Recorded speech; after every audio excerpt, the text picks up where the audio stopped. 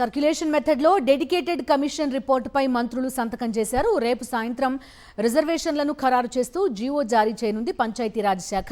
జీవోకు అనుగుణంగా 2 రోజుల్లో రిజర్వేషన్లను ఖరారు చేయనున్నారు కలెక్టర్లు. రిజర్వేషన్ల ఖరారు జాబితాను ఎస్ఈసికి ఇవ్వనుంది పంచాయతీరాజ్ శాఖ. ఈ నెల 24న ఎన్నికలకు వెళ్తున్నట్టు హైకోర్టుకు తెలపనుంది. ఈ నెల 25వ తేదీ తర్వాత ఏ క్షణమైనా గ్రామ పంచాయతీ ఎన్నికల షెడ్యూల్ను ఎస్ఈసి విడుదల చేయనున్నట్టుగా తెలుస్తోంది.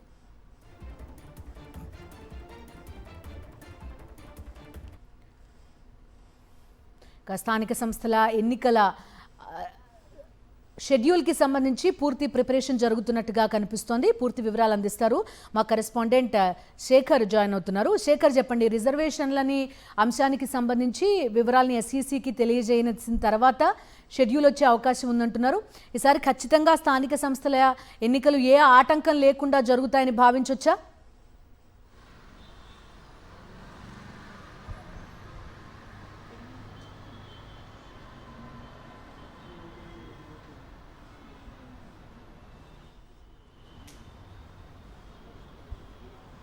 ఎస్ బిందు, ఈసారి ఖచ్చితంగా గ్రామ పంచాయతీ ఎన్నికల నిర్వహణకు రాష్ట్ర ప్రభుత్వం అట్లాగే స్టేట్ ఎలక్షన్ కమిషన్ సిద్ధమవుతున్నట్లుగా మనకు సమాచారం అయితే అందుతూ ఉంది. బీసీ డెడికేటెడ్ కమిషన్ రిపోర్టు నిన్న ప్రభుత్వానికి అందింది.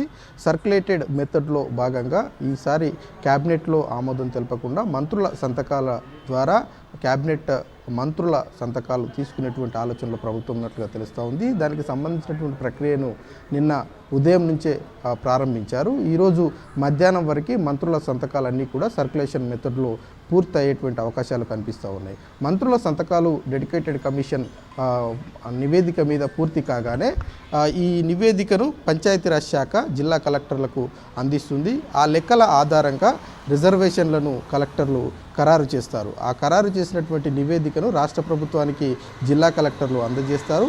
ఆ విషయాలన్నింటినీ నివేదికల రూపంలో ఈ నెల 24వ తేదీన హైకోర్టుకు ఎలక్షన్ ప్రాసెస్కి సంబంధించినటువంటి అంశాలన్నింటినీ తెలియజేసేటువంటి అవకాశాలు ఉన్నాయి. అదేవిధంగా ఎట్ ది సేమ్ టైం రాష్ట్ర ప్రభుత్వం స్టేట్ ఎలక్షన్ కమిషన్కి కూడా ఈ రిజర్వేషన్లను ఖరారు చేస్తూ ఒక నివేదికను అందజేస్తుంది.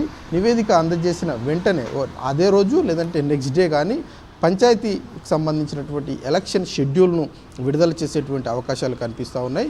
గ్రామ పంచాయతీ ఎన్నికలు నిర్వహించాలని ఇప్పటికే రాష్ట్ర క్యాబినెట్ నిర్ణయం తీసుకున్నటువంటి నేపథ్యంలో 3 దశల్లో ఈ పంచాయతీ ఎన్నికలు జరగనున్నట్లు నిన్న కలెక్టర్ల వీడియో కాన్ఫరెన్స్లో స్టేట్ ఎలక్షన్